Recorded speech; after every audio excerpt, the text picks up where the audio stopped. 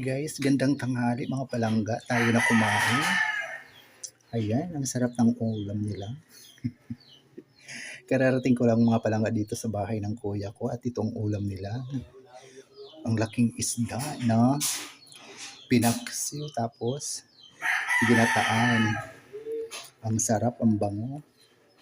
At nagluto daw sila nito dahil ako ay parating. So yan, ang sarap. Oh, ang daming gata. Tara na mga palangga. Samahan niyo ako kumain. Ayan, late na ang aking lunch. Dahil kararating ko lang. Galing ako sa aming barangay din sa San Juan. And then, nandito ako ngayon sa barangay Mirador sa barangay ng kuya. Tara, kain na tayo. Sarap. Yun. Ayan mga palangga ko muli. Maraming salamat sa inyong patuloy na pagsubaybay sa aking mga mamunting video sa Ramil Javier L Vlog.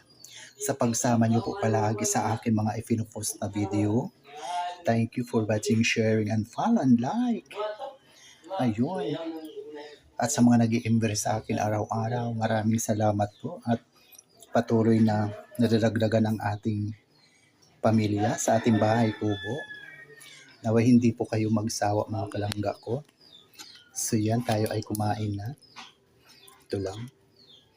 Isang hiwa lang, okay na. Okay na sa akin yan. So yun.